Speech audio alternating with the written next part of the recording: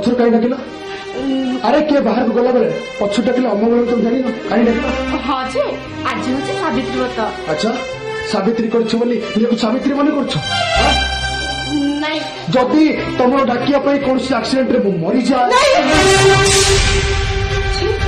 आज भले दिन कौन एमती कथा कहते शुण तुम बारंबार कहूँ से फालतू कथा मो जमा कहबनी नहीं मु कौन कहते कि मु पूजा कर सारे अच्छा तम मुंडे खाली टीका लगा देले मु मो पूजा समर्पण करी तुम कहती ना चौथुक टंका लक्ष टका मो हाथ को न आसा पर्यंत मत छुई पारि छुल कहीं छुईले मत कौन तू छुईले देख तुम अजोधरे राजी जाऊच मुझे तुम माथा टीका लगुदी तुम मंगल पाई ताछड़ा मु तुम स्त्री तुमको छुईबार अधिकार मो संपूर्ण तुमको स्त्री बोली मु स्वीकार करनी कौन मत कहउला तुम जदि अर्थ दरकार थिला तले बाहर पूर्व तुम बिना बिना टका तुम हाथ धरलो नि काई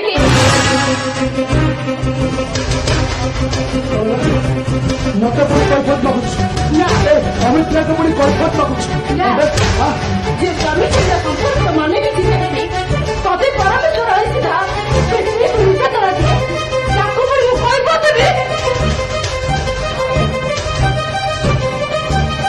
एते सास मत पुणी कैफत लगो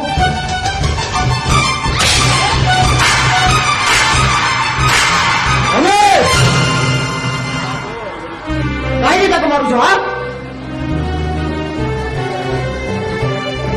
अरे सावित्री भली दिन में जे ता स्वामी शुभ मनासी कौन तार अपराध होगा जे हाथ उठाई मार ता पूजा चाली फिंगिदेव ते बुद्धि सुधी ना कहीं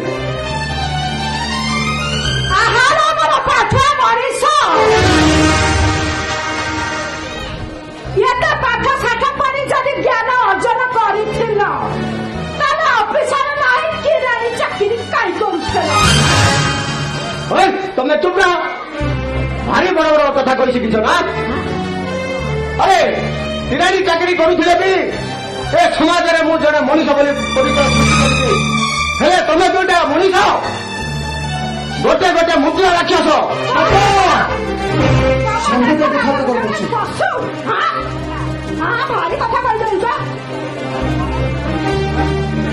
वर्तमान तुम दुईटा को टिके भी बुद्धि सुधी ना तुम दुईटा गोटे गोटे मुद्रा राक्षस बाबा हम कथा कौन कौच तार भूली तुम मोर बापा बोली भूली जाए कौन कर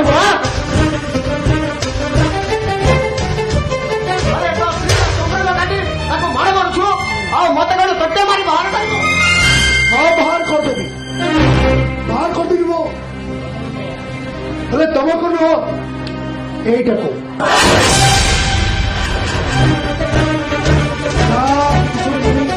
सब अशांतिर मूल कारण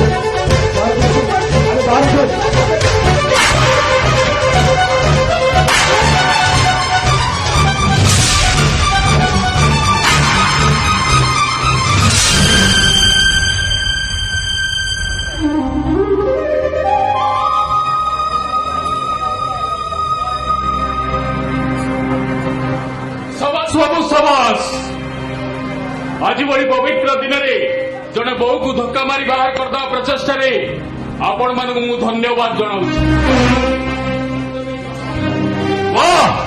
वास्तविक चमत्कार दृश्य नेत्र मोर पवित्र होगा आउ ए बहु जन का ना निश्चय तनुजा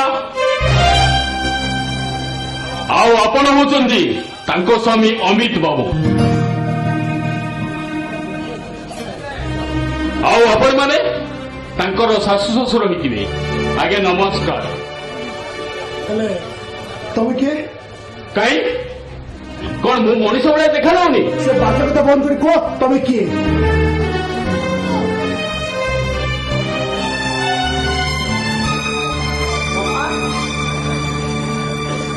से नुह प्रकृत परिचयटा तुम आम किसी जापर अरे परिचय विषय कौन कह मौसा मु तो ए घर पर किसी नुआ परिचय सृष्टि करनी तेरे धरी नियंतु आपण बहुर जड़े दूर संपर्क ତାହେଲେ ଏଠିକି କଣ ପାଇଁ ଆସିଛନ୍ତି?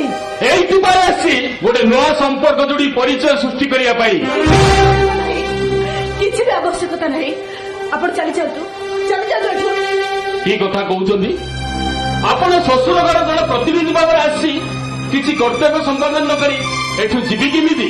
ଓ ତା ମାନେ ୟା ବାପ ଘର ଲୋକ ତ କେହି ନୁହେଁ, ଏଇଆ ତ? ବାପ ଘର ଲୋକ କଣ କରିଥାନ୍ତେ ମାଉସୀ, ଯୋଉଟା ମୁଁ କରିପାରିବିନି ବୋଲି ଆପଣ ଭାବୁଛନ୍ତି? ଶାଶୁ ଘରେ ବୋଉ ଯେତେ ସମ୍ପର୍କରେ ବୁଡ଼ି ରହିଥିଲେ ବି ଏ ସାବିତ୍ରୀ ଦିନରେ ସେ ଚାହିଁ ରହିଥାଏ ତା ବାପ ଘରର ଶାଢ଼ୀ ଶଙ୍ଖା ସିନ୍ଦୁରକୁ। ସେସବୁ ମୁଁ ନେଇ ଆସିଛି।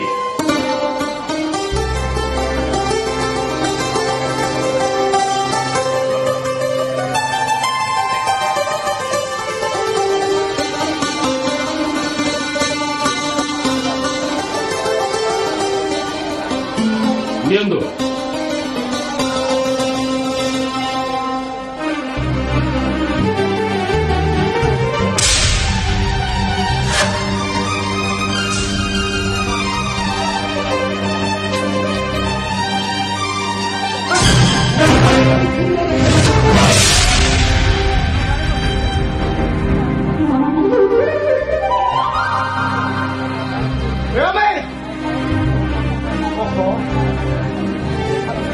अरे कौन हल ମୁଁ ପଚାରୁଛି? ଶୁଣ ବାପା, ବେଶୀ କିଛି କୁହନି, ତମେ ଯାହା କହୁଛ ମୁଁ ବୁଝିପାରୁଛି। ଶୁଣ, ଖାଲି ଧକ୍କା ମାରୁଛି, ଏଠି ଭଲ ନ କଲେ ତଣ୍ଟିଆ ମାରି ଘରୁ ବାହାର କରିଥିବ। ଏତେ ସାହସ!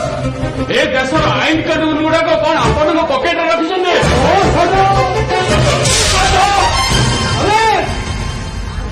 ଅମିତ ଦୟାକରି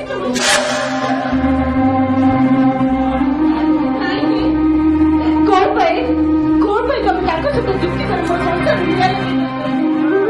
ଏଇଟା ହଉଛି ମୋ ପରିବାରର କଥା, ଏଇଟା ହଉଛି ମୋ ସ୍ୱାମୀ ସ୍ତ୍ରୀଙ୍କ ଭିତର କଥା। ମୁଁ ଆପଣଙ୍କୁ ହାତ ଧରୁଛି, ଆପଣ ଏଠି ଚାଲିଯାଆନ୍ତୁ। ବାପ ଘର ହଉଛି ମୋ ପାଇଁ ଗୋଟେ ଅଭିଶାପ, ଆଉ କୋଉ ଆଶୀର୍ବାଦ ନେଇକି ଟିକେ ଆସିଛନ୍ତି ଯେ ମୋ ଭାଗ୍ୟଟା ବଦଳିଯିବ। ହଁ, ନିଶ୍ଚୟ ବଦଳିଯିବ, ଆଉ ମୁଁ ନିଶ୍ଚୟ ବଦଳେଇ ଦେବି। ବାବୁ, ଯୋଉ ମଣିଷମାନଙ୍କ ମନ ଭିତରେ ସବୁବେଳେ ପାଇଁ ଅଶାନ୍ତି ଭରି ରହିଛି, ତମକୁ କେଇଟା ମୁହୂର୍ତ୍ତରେ ଶେଷକୁ ଶାନ୍ତି କରିଦବ। ଯୋଉ ମଣିଷମାନଙ୍କ ଭିତରେ ବିଷ ହିଁ ବିଷ ଭରି ରହିଛି, ତମର କେଇ କଥା ମିଠା କଥା ସେମାନଙ୍କ ମନ ଭିତରେ କଣ ଅମୃତ ଭରିଦବ? ବାବୁ, ମୋର ବଞ୍ଚିବା ପାଇଁ ବହୁତ ଇଚ୍ଛା ଅଛି, ବଞ୍ଚିବା ପାଇଁ ବି ମୁଁ ଚାହୁଁଛି। ସେଇଥିପାଇଁ ମୁଁ ଆପଣ ସମସ୍ତଙ୍କୁ ହାତ ଯୋଡ଼ି ଅନୁରୋଧ କରୁଛି, ମତେ ଟିକେ ଶାନ୍ତିରେ ବଞ୍ଚିବାକୁ ଦିଅନ୍ତୁ।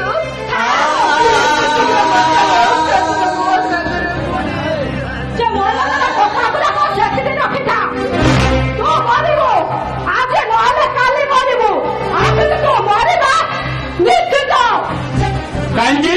ସେ କାହିଁକି ମରିବେ? ତାଙ୍କର ଅପରାଧ କଣ?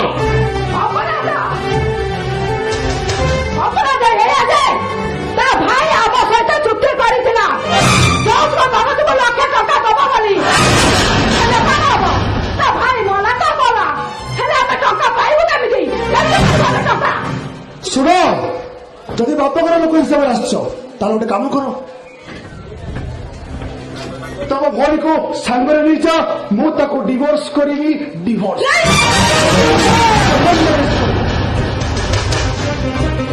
ଅମିତ, ଏ କଥା କହିବାକୁ ତତେ ଟିକେ ଲାଜ ଲାଗୁନି? କେମିତି ଏ କଥା କହିପାରୁଛୁ? ହଁ, ଆପଣ ଟିକେ ଚୁପ୍ ରୁହନ୍ତୁ ମଉସା। ଆଚ୍ଛା ମାଉସୀ, ଲକ୍ଷେ ଟଙ୍କା ପାଇଗଲେ ଆପଣ ଆପଣଙ୍କ ବୋହୂକୁ ଆଦରି ନେବେ ତ? କାଇଁ ଆପଣ ସେ ଟଙ୍କାଟା ଦେଇଦେବେ କି? ସେଇଟା ମୋ ପ୍ରଶ୍ନର ଉତ୍ତର ନୁହଁ। ଦେଖନ୍ତୁ, ଟଙ୍କା ପାଇଁ ଏତେ ନାଟ, ଯଦି ଟଙ୍କାଟା ଦେଇଦେବେ ତାହେଲେ ଏମିତି ପାଲ ଚାଲିବ କାହିଁକି? କଣ ପାଇଁ ଚାଲିବ? ଆଚ୍ଛା ଅମିତ ବାବୁ, ଆପଣଙ୍କ ମତ କଣ? ଲକ୍ଷେ ଟଙ୍କା ପାଇଗଲେ ଆପଣ ଆପଣଙ୍କ ସ୍ତ୍ରୀ କି ଆଦରି ନେବେ ତ? ସିଓର, ଆରେ ଲକ୍ଷେ ଟଙ୍କା ମୋ ନିହାତି ଦରକାର, ମନା କରିବି କଣ ପାଇଁ? ଦିଅ ଦିଅ ଦିଅ ଦିଅ। ଠିକ ଅଛି, ମୁଁ ଲକ୍ଷେ ଟଙ୍କା ଆପଣଙ୍କୁ ଦେଇଦେଉଛି। ନା ନା ବାପା, ଆମ ଘରର ସମସ୍ୟାକୁ ଆପଣ ମୁଣ୍ଡ ଉପରକୁ ନେଇଯାଉଛନ୍ତି। କେମିତି ଦେବିନି ମଉସା? ବାପ ଘର ତରଫରୁ ଆସି ବାପ ଘର ଝିଅ ପାଇଁ କିଛି କର୍ତ୍ତବ୍ୟ ନ କରି ଯିବି କେମିତି? ଅର୍ଥର ମହାଯଜ୍ଞରେ ମୋ ପୂର୍ଣ୍ଣାହତି ମୁଁ ଦେଇ ମୁଁ ପାରିବି। ଆରେ ନିଅ, ଧର ଏ ଟଙ୍କା ଦେଇଦିଅ ସେମାନଙ୍କୁ, ଯେଉଁମାନେ ଅର୍ଥ ପାଇଁ ତମ ବୋଉ ପଣିଆର ସ୍ୱୀକୃତି ଏ ଘରେ ବନ୍ଦ ରଖିଛନ୍ତି। ମାଗି ବସ ସ୍ତ୍ରୀ ପଣିଆର ପ୍ରାପ୍ୟ ଯେଉଁଟା ଏ ଘରେ ବନ୍ଧା ପଡ଼ିଛି। ମାଗି ବସ ତମ ପତ୍ନୀ ପଣିଆର ପ୍ରାପ୍ୟ ଦେଇଦିଅ ସେମାନଙ୍କୁ। ନିଅ, ଦେଇଦିଅ ସେମାନଙ୍କୁ।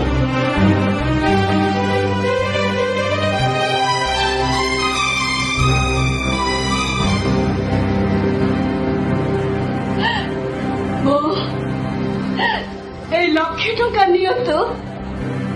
এই 1,00,000 ଟଙ୍କା ବଦଳରେ ଆପଣ ମୋତେ ବହୁ ବୋଲି ସ୍ୱୀକାର କରନ୍ତୁ। ଏ ମୋର ସ୍ୱାମୀ ଦେବତା, ମୋ ପତି ପରମେଶ୍ୱର, ଆଜି ଭଳି ସାବିତ୍ରୀ ଦିନରେ এই 1,00,000 ଟଙ୍କା ତମ ପାଦ ତଳେ ମୋର ପୂଜା ପୂର୍ବକ ପୁଷ୍ପାଞ୍ଜଳି।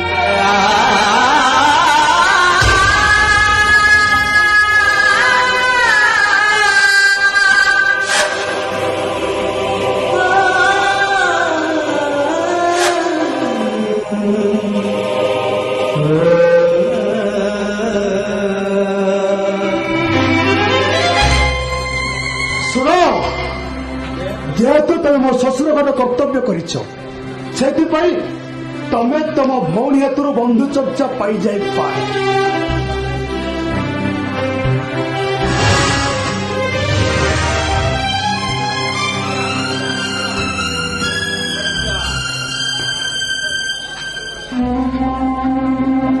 ଲଜ୍ଜା, ଭୀଷଣ ଲଜ୍ଜା, ଲଜ୍ଜାରେ ଚୁଡ଼ୁବୁଡ଼ ହୋଇ ଏ ଗୋପାଳ ନାୟକ ସନ୍ଦେହ ହରାଇ ବସିଛି ବାବୁ। ଆଜିର ଏ ଘଟଣା ପରେ ମୋ ମାଆ ସନ୍ତାନ ସବୁ ନିଲାମ କରିଦେଇଛି ବାବୁ। ସେଇଥିପାଇଁ ତମ ମୁହଁକୁ ଚାହିଁ ବିପଦ କଥା ହେବାକୁ ମୋର ସାହସ ବି ନାହିଁ। କେମିତି କହିବି, କାହାକୁ କହିବି, କେଉଁ ଭାଷା ମାନଙ୍କ ନେଇ ଏ କଥାକୁ ଲୁଚାଇ ରଖିବି? କିଛି ନାହିଁ ବାବୁ, କିଛି ନାହିଁ। ଯଦି ଆପଣ ପାରିବେ ନିଜ ଗୁଡ଼ରେ କ୍ଷମା କରିଦେବେ ବାବୁ, କ୍ଷମା କରିଦେବେ। ମଉସା, ମଉସା, ମଉସା। ବାବୁ, ଆପଣ କି ମୁଁ ଜାଣିନି ବାବୁ, ହେଲେ ମୋତେ ବି ଜାଣିଛି ଆପଣ ଜଣେ ମହାନ ପୁରୁଷ। କୁରୁସଭାରେ ଦ୍ରୌପଦୀଙ୍କ ଲଜ୍ଜା ନିବାରଣ ପାଇଁ ଯେମିତି ଶ୍ରୀକୃଷ୍ଣ ତାଙ୍କ କୋଟି ପ୍ରଦାନ କରିଥିଲେ, ଠିକ୍ ସେମିତି। ଆରେ ନା, ତମେ ଭୁଲ ବୁଝଛ। ମୁଁ ମହାପୁରୁଷ ନୁହେଁ, ମୁଁ ତମ ଭଳି ଜଣେ ସାଧାରଣ ମଣିଷ। ହେଲେ ବାବୁ, ଆପଣ ଏଠି ହଠାତ୍ ଆସିବ ଆଉ ଏତେ ଗୁଡ଼ିଏ ଟଙ୍କା? କଥା କଣ କି, ମୁଁ ହଉଛି ତମ ଭାଉଜଙ୍କ ଗାଁ ଲୋକ।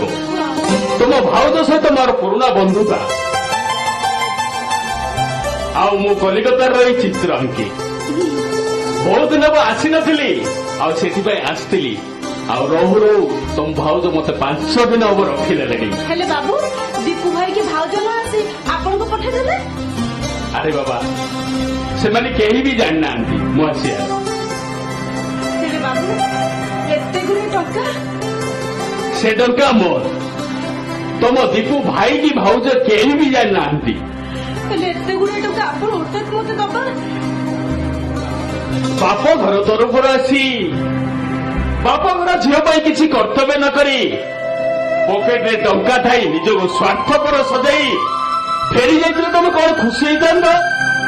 ଆଉ ତମ ଆଖିରୁ ଲୁହ ଝରୁଥିବା କଣ ଶୁଖି ଯାଇଥାନ୍ତା? ନାଇଁ ବାବୁ, ମୋ ଖୁସି ବଦଳରେ ତାଙ୍କ ମୁଣ୍ଡ ଉପରେ 1,00,000 ଟଙ୍କାର ବୋଝ ମଧ୍ୟ ହେଇଗଲା।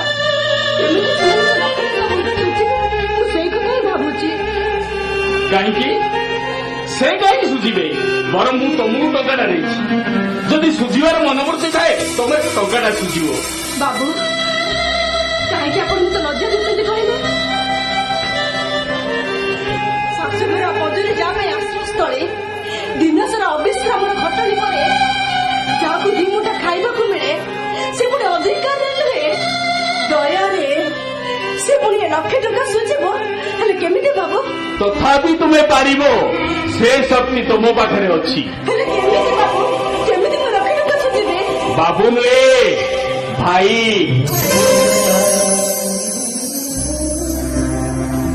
ତମ ବଡ ଭାଇ ଦିନେଶ ବାବୁ ଆଜି ଏ ସଂସାରରେ ନାହାନ୍ତି, ଆଉ ତାଙ୍କ ଶୂନ୍ୟସ୍ଥାନ ମୁଁ ପୂରଣ କରିବାକୁ ଚାହେଁ। ତମ ହୃଦୟ ଭିତରେ ଆତ୍ମୀୟତାର ଭାବ ଫୁଟେଇ ତମେ କଣ ମତେ ବଡ ଭାଇ ବୋଲି ଡାକିପାରିବନି? ଆଉ ସେ ଭାଇ ଭଉଣୀ ସମ୍ପର୍କ ଭିତରେ ମୁଁ ଦେଇଥିବା ସମସ୍ତ ଅର୍ଥ ମୁଁ ପାଇଯିବି। ପାରିବ? ଆରେ ପାରିବ? ମତେ ଥରେ ବଡ ଭାଇ ବୋଲି ଡାକିପାରିବ? ଆରେ ଡାକ, ଆରେ ଡାକ। ଭାଇ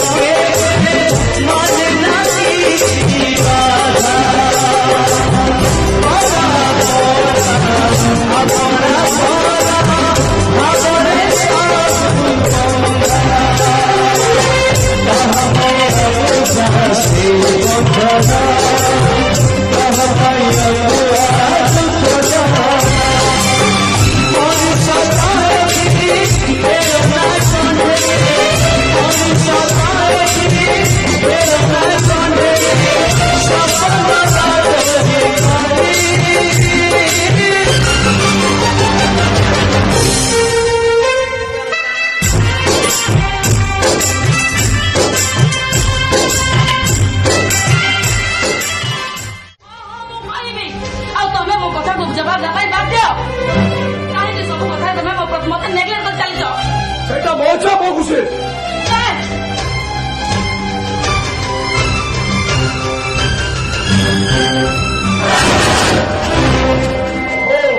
ଏଇଟା ତାହେଲେ ତୋ ପ୍ଲାନ୍, ମୋ ଝିଅକୁ ମୋ ସାଥିରେ ଲଢେଇ କରିବା ପଟେ ତୁ ଏଠି ଛିଡା ହେଇ ମଜା ଦେଖୁଛୁ।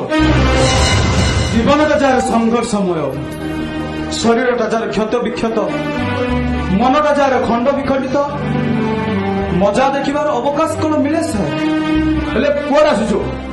ମୁଁ ଆସିବାର କାରଣ ତ ଥିଲା ଆପଣଙ୍କୁ ନିଶ୍ଚୟ କହିଥିବେ, ପୁଣି କାହିଁକି ପଚାରୁଛନ୍ତି? କୋଉ କ୍ଷେତ୍ରରେ ମୁଁ ତୁମକୁ ସାହାଯ୍ୟ କରିପାରିବି ନାହିଁ? ସାହାଯ୍ୟ ପାଇଁ ଆସିନି ସାର୍, ମୁଁ ମୋ ନ୍ୟାୟ ମାଗିବା ପାଇଁ ଆସିଛି। ଏଇଟା ହଉଛି ମୋ ଘର, ଅଦାଲତ ନୁହେଁ ଯେ ବିଶାଖ ଆସନରେ ବସି ମୁଁ ତତେ ନ୍ୟାୟ ଦେବି। ଏ କେସ୍ ତ ଦିନେ ନା ଦିନେ ନିଶ୍ଚୟ ଅଦାଲତକୁ ଯିବ, ଆଉ ସେ ଇନ୍ସପେକ୍ଟର ସହିତ ତମେ ବି କୋର୍ଟର କାଠଗড়ାରେ ଛିଡା ହବ।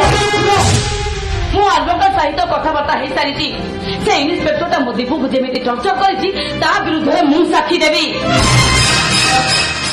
ଆରେ ସେ ଜଣେ ମାମୁଲି ଇନଚାର୍ଜ, ଆଉ ଆପଣ ହଉଛନ୍ତି ଏ ଅଞ୍ଚଳର ଲୋକ ପ୍ରତିନିଧି, ଆଉ ମୁଁ ଆପଣଙ୍କୁ ପ୍ରତିନିଧିତ୍ୱ କରୁଥିବା ମୁଁ ଜଣେ କର୍ମୀ। ମୋ ଗୁହାରି ଶୁଣିବା କଣ ଆପଣଙ୍କର କର୍ତ୍ତବ୍ୟ ନୁହଁ? କାହିଁକି ସାର୍, କାହିଁକି ସେ ଅଭଦ୍ରଟାକୁ ଆପଣ ଏମିତି ଘଣ୍ଟ ଘୋଡ଼ାଇ ରଖିଛନ୍ତି? କୋଉ ସ୍ୱାର୍ଥ ପାଇବା ପାଇଁ ଆପଣ ପ୍ରତି ପଦକ୍ଷେପରେ ମୋତେ ନିରାଶ କରି ଚାଲିଛନ୍ତି? କହିପାରିବେ? ଉତ୍ତର ଅଛି ଆପଣଙ୍କ ପାଖରେ? ଉତ୍ତର ଅଛି ମୋ ପାଖରେ।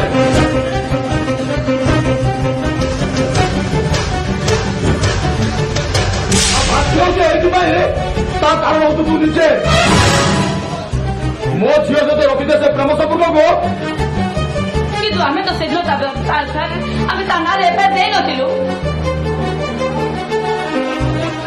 ଆଉ ତୁ କହିବାକୁ ଚାହୁଁଛୁ ସେ ଦୀପକର ଚାକିରି ପାଇଁ ସେ ପୋଲିସର ମୁଁ ଅନୁରୋଧ କରିବି? ତାମାନେ ଫାଇନାଲି ତମେ ଦୀପକକୁ ସାହାଯ୍ୟ କରିବନି? ହୁଏତ ସାହାଯ୍ୟ କରିଦେଇପାରେ ଯଦି ମୋ କଥାରେ ସେ ରାଜି ହୁଏ ତ। କୁହନ୍ତୁ କି ପ୍ରସ୍ତାବ? ମୋ ଝିଅ ରାସ୍ତାରୁ ତୁ ସବୁଦିନ ପାଇଁ ଦୂରେଇ ଯା। ତୋ ଭଲ ପାଇବାର ପ୍ରେମ ସମ୍ପର୍କକୁ ସବୁଦିନ ପାଇଁ ପୁନଶ୍ଚ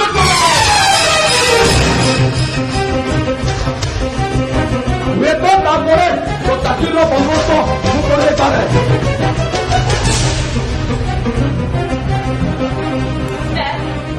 ତମେ ଶେଷରେ ତମ ଝିଅର ପ୍ରେମକୁ ସୌଦା କରିବା ପାଇଁ ପଛେଇଲାନି। ଇଚ୍ଛା କେବଳ ମୁଁ କରିଛି ଆଉ ସେ କରିନି। ମୋ ଜ୍ୱାଇଁ ହବାର କଣ ତାର ଯୋଗ୍ୟତା ଅଛି? ସେ ମଧ୍ୟ ସମାନ ଖାନଦାନ ବୁନିୟାଦ ତାହେଲେ ସେ ମଧ୍ୟ ସମାନ। ନା ସମାନ ନୁହଁ, କିନ୍ତୁ ମୋ ପାଖରେ ଯୋଉ ଜିନିଷଟା ଅଛି ସେଇଟା କିନ୍ତୁ ଆପଣଙ୍କ ପାଖରେ ନାହିଁ। ପଇସା ବଢିଆ ଆପଣଙ୍କର ବଂଶ ଆପଣଙ୍କ ବୁନିୟାଦ ଆପଣଙ୍କ ଖାନଦାନକୁ ବିକ୍ରି କରିବେ କେବେ ପାଇପାରିବେନି। ଦୀପକୁ ଗୋଟେ ଚାକିରି ଦରକାର ଥିଲା ସାର୍, ହେଲେ ସାମାନ୍ୟ ଗୋଟେ ଚାକିରି ପାଇଁ ମୁଁ ମୋର ପବିତ୍ର ପ୍ରେମକୁ ଆପଣଙ୍କ ପାଖରେ ବନ୍ଧା ପକାଇ ମୁଁ କେବେ ଅମଣିଷ ହେଇପାରିବିନି। ଦୀପକ ଉପରେ ଯଥେଷ୍ଟ ଭରସା ଅଛି ସାର୍। ଆଜି ନହେଲେ କାଲି ମୁଁ ନିଶ୍ଚୟ ଗୋଟେ ଚାକିରି ପାଇଯିବି। ହେଲେ ମୋ ପ୍ରେମଟା ଏମିତି ବଜାରରେ ମିଳୁଥିବା କୌଣସି ପଦାର୍ଥ ନୁହେଁ ଯେ ତାକୁ ଯେକୌଣସି ଗ୍ରାହକ ଚାହିଁବେ କିଣି ଦେଇପାରିବ। କିନ୍ତୁ ମୋ କଥା ରଖନ୍ତୁ ବହୁତ ପସ୍ତେଇବ। ଦେଖନ୍ତୁ, ସବୁ ସମସ୍ୟାର ସମାଧାନ କରିବାର ଶକ୍ତି ମୋ ପାଖରେ ଅଛି। ଆସୁଛି ସାର୍, ନମସ୍କାର।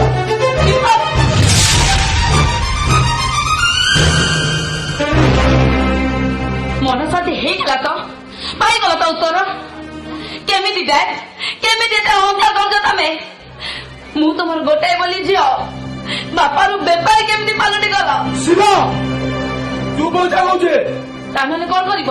ମୋ କଟିଯିବି ମୋତେ ମାରିଦେବ? ମାରିଦିଅ ଡ୍ୟାଡ୍, ମରିଯିବି ପଛେ, ହେଲେ ଦୀପକର ସାଥୀ ହେଇ ମୁଁ ସାରା ଜୀବନ ରହିବି। ଦୀପକ ମୋର ଥିଲେ ଅସାଧ୍ୟ ରହିଲେ ମଧ୍ୟ ଏଇଟା ହଉଛି ମୋ ଶେଷ କଥା।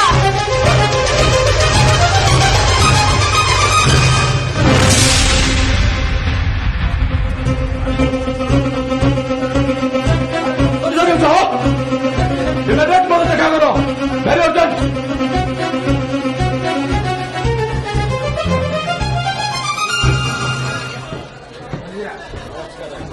ନମସ୍କାର ସାର୍। କିଏ ତମେ? ସାର୍ ଗୋପାଳ ନାୟକ ବାଲିସାହିରୁ ଆସିଛି ସାର୍। କୁଆଡେ ଆସିଛ? ସାର୍ କଥା କଣ କି, ଆମ ଗାଁ ଅଙ୍ଗନବାଡି କେନ୍ଦ୍ରରେ ମୋ ବୋଉ ଖଣ୍ଡେ ଚାକିରି ପାଇଁ ପ୍ରସ୍ତାବ ଦେଇଛି। ଆପଣ ଯଦି ଦୟା କରିଥାନ୍ତେ ତାହେଲେ ମୋ ବୋଉର ଚାକିରିଟା ହୋଇଯାଇଥାନ୍ତା ସାର୍। କିନ୍ତୁ ସେଥିରେ ମୋର କଣ ଭୂମିକା ଅଛି? ତମ ଗାଁ ଅଙ୍ଗନବାଡିରେ କିଏ ଯୋଗ୍ୟତା ପାଇବ ନ ପାଇବ ସେଇଟା ତମ ଗାଁ କମିଟି ନିଷ୍ପତ୍ତି କରିବେ। ସାର୍ ଗ୍ରାମ କମିଟି ନାମକ ମାତ୍ର, ସବୁ ତ ଆପଣଙ୍କ ସୁପାରିଶରେ ନା। ଆଚ୍ଛା, ତମ ସେ ବାଲିସାହି ଅମିତିକୁ ତମେ ଜାଣିଛ ଯୋଉ ସମିତି କରିଛି? ସାର୍ ସେ ପରା ମୋ ନିଜ ପୁଅ ସାର୍। ତାମାନେ ଯୋଉ ସାମାଜିକ ଦିନେଶ ରାଉତ 8 ମାସ ତଳେ ମର୍ଡର ହେଇଥିଲା ତା ଭଉଣୀ ତମ ବୋହୂ? ସାର୍ ଆପଣ ତାହେଲେ ସବୁ କଥା ଜାଣିଛନ୍ତି ସାର୍। ହଁ, ସେ ସାମ୍ବାଦିକ ଭାଇ ମୋ ଝିଅକୁ ଭଲ ପାଇ ମତେ ଅଣନିଶ୍ୱାସୀ କରିଦେଇଛି, ଆଉ ଥାନାରେ ଆସି ଗୁଣ୍ଡାମି କରୁଛି, ଧମକ ଦଉଛି ଧମକ। ତମେ ଆସି କହୁଛ ମୋ ବୋଉକୁ ଗୋଟେ ଚାକିରି ଦିଅ। ସାର୍ ଭିକ୍ଷା ନୁହେଁ ସାର୍, ଭିକ୍ଷା ନୁହେଁ, ମୁଁ ଆପଣଙ୍କ ପାଖକୁ ସାହାଯ୍ୟ ମାଗିବାକୁ ଆସିଛି। ମୁଁ ଯଦି ସେମିତି କିଛି ପରିସ୍ଥିତିରେ ପଡ଼ିନଥାନ୍ତି ତାହେଲେ ଆପଣଙ୍କ ପାଖକୁ ଆସିନଥାନ୍ତି। ମତେ ଏତିକି ଦୟା କରିବେ କି ନାହିଁ ସାର୍? ଦୟା କରିବେ କି ନାହିଁ? ତମ ଆଶାକୁ ମୁଁ ପୂରଣ କରିଦେଇପାରେ, କିନ୍ତୁ ମୋ କଥାରେ ତମେ ମୋ ପ୍ରସ୍ତାବରେ ତମେ ରାଜି ହୁଏ ତ? କଣ କଥା ସାର୍? ତମକୁ 50,000 ଦେବାକୁ ପଡିବ। ନା ସାର୍ ପାରିବିନି ସାର୍, ପାରିବିନି। ଦେଖନ୍ତୁ ସାର୍, ମୋ ସତ୍ୟକୁ ଆଦର୍ଶ କରି ମୋ ଚାକିରିଟା କଲା କାଳ ଭିତରେ ମୁଁ କାହାର ଏଠି ଟଙ୍କାଟିଏ ଲାଞ୍ଚ ନେଇନି। ହେଲେ ଆପଣଙ୍କୁ ମୁଁ ଲାଞ୍ଚ ଦେଲା ଭଳି ଅପକର୍ମ କରି ମୋ ଚାକିରିରେ କେବେ ବି କଳଙ୍କ ଲଗାଇ ଦେଇପାରିବିନି ସାର୍। Stop it! ମୋ ଘର ଚଟାଳ ପରେ ଛିଡ଼ା ହେଇ ମତେ କେବେ ଜବାବ ଦଉଛ? ବାହାର ଯାଉଛି ଘରୁ, ବାହାର ଯାଉଛି କଣ କରିବ? ଠିକ ଅଛି ସାର୍, ମୁଁ ବାହାରି ଯାଉଛି। ମତେ ଏଠି ଛିଡ଼ା ହେବାକୁ ବି ଲାଜ ଲାଗୁଛି, ମତେ ଘୃଣା ବି ଆସୁଛି। ଏ ସାମାନ୍ୟ ଅଙ୍ଗନବାଡି ଚାକିରି ପାଇଁ ମତେ ଆପଣ 50,000 ଟଙ୍କା ଲାଜ ମାଗୁଛନ୍ତି। ଆପଣଙ୍କୁ ଟିକେ ଲଜ୍ଜା ଲାଗୁନି? ଅସାଧୁ ଦେଶ ସେବାର ବାହାନା କରି ଅସାଧୁ ବ୍ୟବସାୟ କରିବାକୁ ଆପଣଙ୍କୁ ଘୃଣା ଲାଗୁନି? ରହିଯାଆନ୍ତୁ ଆଜ୍ଞା, ବାଦନ୍ତୁନି। ନମସ୍କାର।